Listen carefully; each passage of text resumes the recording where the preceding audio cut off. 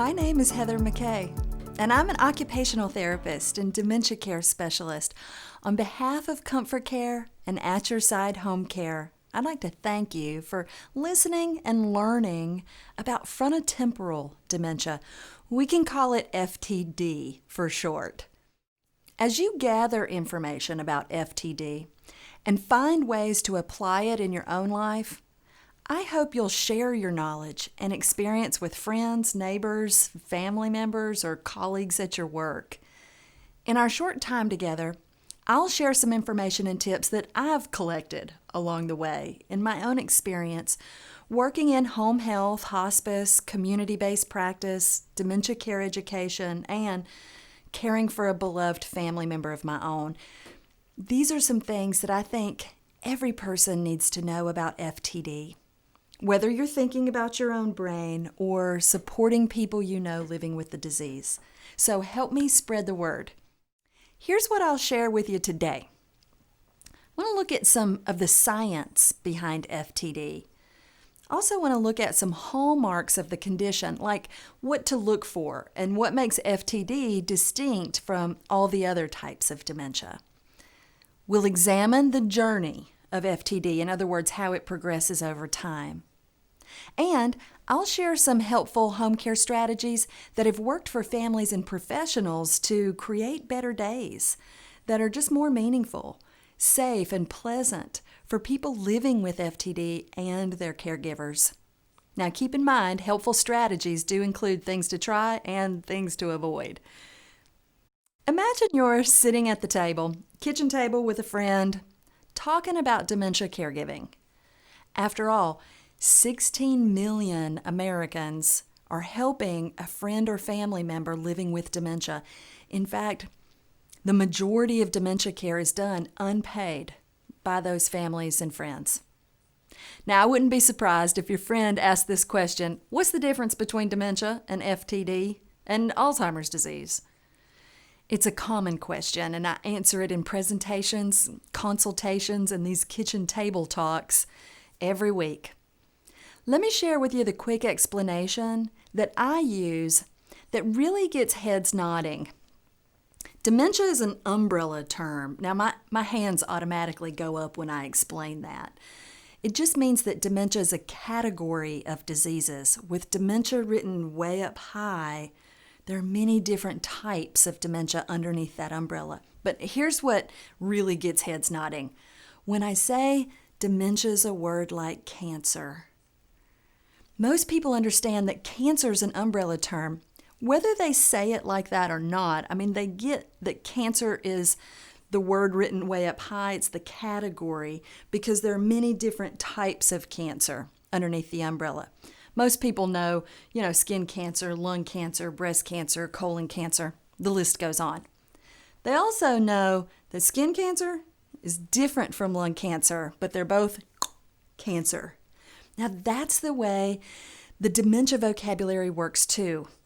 With dementia written way up high, underneath that umbrella we have Alzheimer's disease, vascular dementia, frontotemporal lobe dementia, Lewy body dementia, and the list goes on. FTD is different from all the rest, but they're all dementia. Now, don't be surprised if your friend at the kitchen table says, "Thank you. You're the first person to explain the words in a way that's easy to understand and remember." Well, now you can zero in on that specific type, FTD, and share some more information with your friends. Now, people often ask me, Heather, how does this disease work? If we look at some science behind FTD, we have to start in the brain. FTD is caused by progressive nerve cell damage in the brain regions mainly responsible for behavior, personality, and language. The cell damage is caused by varying proteins that collect in the frontal lobe. That's right behind your forehead, the front of your brain, and the temporal lobe. That's the side of your brain. People with FTD may exhibit extreme changes in behavior with no control over these actions. Today, many conditions are grouped under that category of FTD. So It's almost like a little mini umbrella itself. All of these conditions that qualify as FTD cause personality changes, communication deficits, memory loss, and gradual loss of independence. Just like all the other types of dementia, FTD is progressive with no cure yet. As the disease progresses, the person will need help in every aspect of their life as their brain changes. In the absence of a cure, though, millions of Americans, healthcare providers and family members too, will focus their treatment on maximizing the person's skills and abilities in every stage and enhancing quality of life for the person living with dementia and the caregivers. Let's name a few of those hallmark signs or characteristics of FTD. Your friend at the kitchen table may be wondering how to recognize FTD. Well, first, people with FTD are diagnosed typically between the age of 40 and 60. So that's a little different from other types of dementia. Behavior changes are often the first noticeable sign in FTD. Problems with speech, especially producing words that make sense, understanding the speech of others, or reading, those are all characteristic signs of FTD.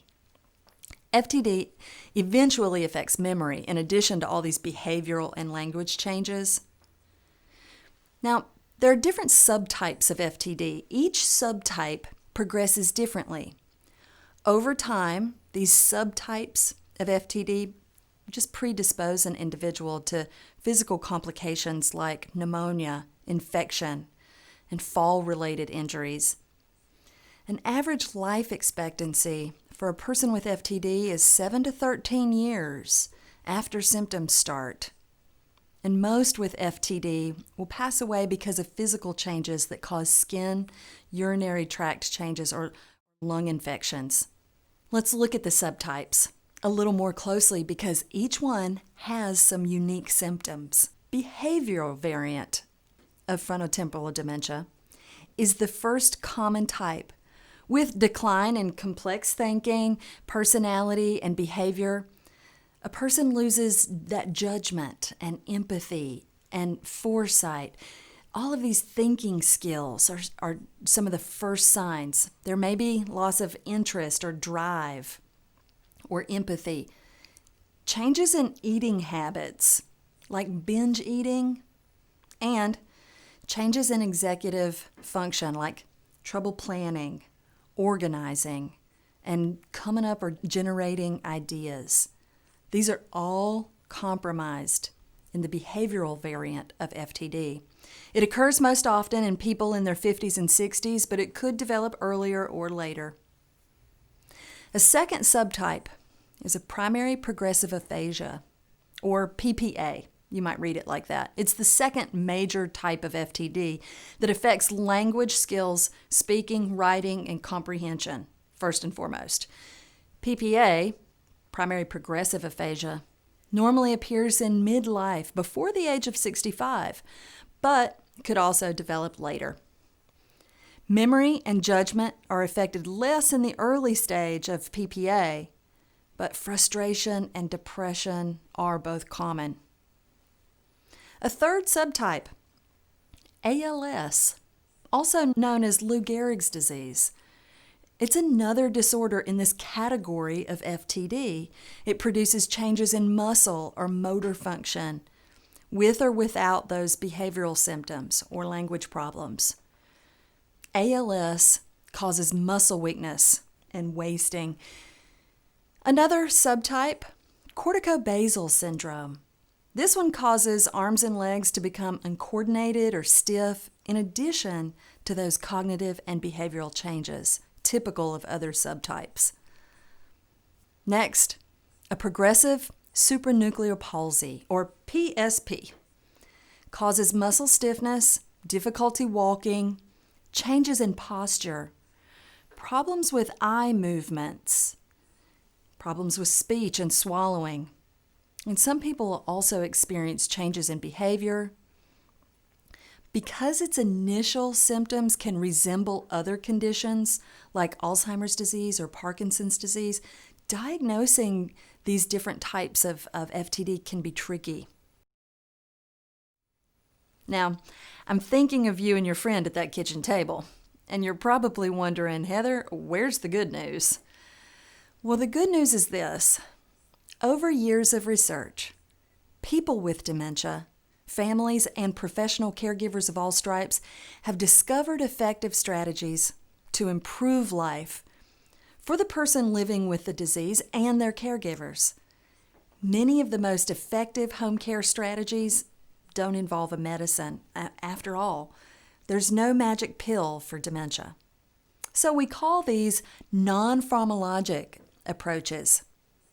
For example, just seeing the world from the perspective of those with FTD helps us create days that are more meaningful, safe, and pleasant for everybody. While days can be long, working with someone's remaining strengths, adjusting our own expectations, and modifying the environment can help us create better days together. If you're caring for someone with dementia, consider these strategies. First, it's helpful to frequent places where the person with FTD can be themselves. Remember, the behavioral symptoms of FTD are not the person's fault. They're doing the best they can. Places that feel comfortable to the person and their caregiver quickly become the favorites. Next, it's helpful to break down tasks into doable steps. One of the most common mistakes that I see is when caregivers give too much information. I'm thinking about a caregiver who arrived to take her mom to an appointment. She greeted her mom, in the living room, and proceeded to spill the whole day's agenda. She's like, "Hey, Mom, how you doing?" Mom said, "Good." She said, "Oh, good. I'm glad you got your shoes on. It's raining outside. I got the car pulled around front. We'll take your walker just in case we have to park far from the door. But once we get to the doctor's office, they'll have a wheelchair in case we need to go to another part of the building. Are you ready to go?" I mean, you can imagine. That went right over her mom's head, and guess what Mom said? "No, I'm not going anywhere." Well, it may seem unnatural at first to hold back some of that information, but breaking the task down into doable steps and putting those steps together may be the easiest way of getting out the door.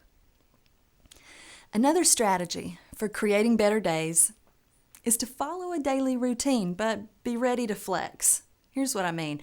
Have you ever heard a caregiver say, "We need to accomplish the work at our house in the morning because after lunch, my husband likes to rest for a couple of hours, read the paper, watch the news, help me with dinner, and we dine with the early birds."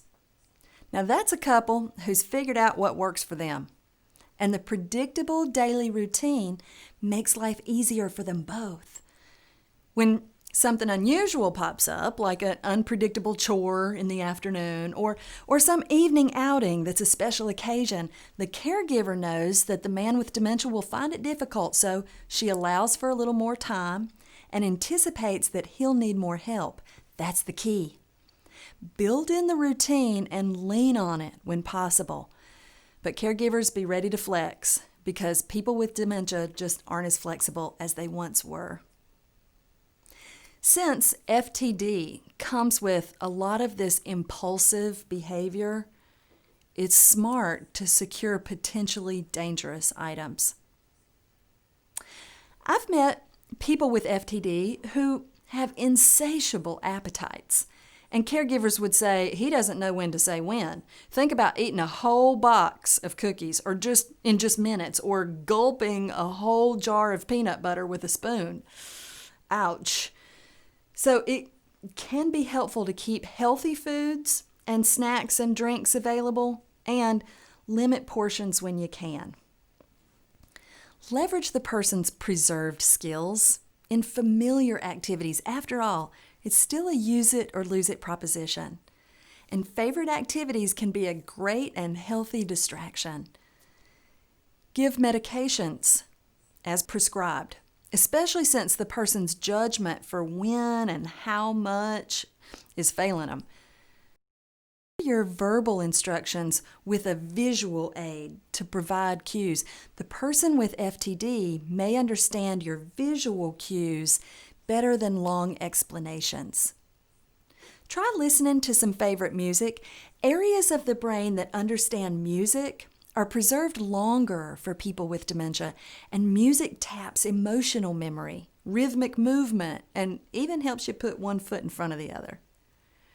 Encourage exercise, such as just getting out and going for a walk if possible. Music will help. Provide supervision for safety. Communicate with empathy. Here's what I mean. It means focusing more on the feelings and less on the facts. A person with dementia can tell if you care about their problem or if you're sweeping it under the rug because they can hear it in your tone of voice and see it in your body language. So take a deep breath, listen to their concern, and use empathetic words to point out their feelings. Here's an example. It sounds like you're missing your husband. Or, I can tell you're looking for something. Or, it seems like you're at the end of your rope. Once you've made that emotional connection and the person's listening to you, then you can redirect their attention by changing the subject. Changing locations and changing activities can also help shift the person's attention to something less upsetting. Now, redirection and distraction are proven effective strategies for managing challenging behavioral symptoms of dementia, but it takes practice. So don't give up. If your redirection doesn't work, just pause, listen some more, and try to make that emotional connection before you change the subject. Because FTD impacts impulse control, reasoning, judgment, behavior, communication, and memory, avoiding some things can mean better days for the person and their caregivers. For instance, try to avoid arguing. Caregivers, have you heard this phrase? You can be right or you can be happy. It means letting go of some things for the sake of keeping the peace. And I know it's hard to do sometimes, especially with our closest loved ones. I've always said if you can't argue with your spouse, who can you argue with? But I know that if my spouse could no longer reason the way he or she used to, then our arguments over the facts would just end in a stalemate. Have you ever felt the person with dementia pushing you into an argument? They're upset about something that you know to be untrue, so you push back. Have you noticed that as long as you're willing to push, they can push too? Well, that, my friends, is a stalemate, and it has more to do with the feeling of needing to be heard and wanting to be right. In this situation, there's only one person who can stop pushing. It's the person with a healthy brain. Caregivers, when you find yourself in a stalemate, and we'll all get there eventually, my best advice is simple. Take a deep breath and stop pushing. Correcting or scolding the person with FTD, especially over all that behavior stuff, can easily lead to an argument, but we're not all that different. I mean, who actually likes to be made to feel stupid? None of us like that. So, practice some alternative approaches that don't say to the person you're wrong. You might say, try this, and show the person a better way, or ask the person for their help and show them the correct first step. It all feels better than saying, that's not right. Avoid startling the person. After all, when understanding the situation is difficult for the person with FTD, they can seem on edge or easily startled. Everything will be easier for you both if you can avoid scaring the pants off the person in the beginning of your interaction. So practice approaching the person from the front. Let them see you before you're in their personal space. Just offer your hand to greet the person or show your open arms to invite their hug. It's a more comfortable and safer way of beginning the interaction than swooping in from the side or from behind. Given the nature of FTD, it's best to appoint someone else the money manager. If the person has always been financially independent and handled all of those decisions and tasks himself or herself, it may be important to that person to participate with a helper, but it's not wise to assign someone with FTD full responsibility for money management. Don't expect the person to do all they used to do, or at least the way they used to do it. Shifting your own expectations can go a long way towards settling into a new normal. And finally, don't expect to do everything yourself. Caregiving is a team sport, so find your teammates. A final take-home message for today. The ComForCare team is ready and willing to collaborate with you on strategies and solutions for your dementia care needs. People with FTD have unique needs and can continue to live at home with support throughout its progression. Even an extension of 6 to 12 months at home can benefit people with FTD, and their families. At Your Side Home Care understands the disease's progression and redesigns plans as our clients' needs change to help them live at home as long as possible and get this, to feel at home no matter where they live. Keep in mind, if you'd like more information about something you've learned today, just feel free to contact your local At Your Side Home Care office for additional resources, support for family caregivers, and specialized home care for people living with dementia. Thank you.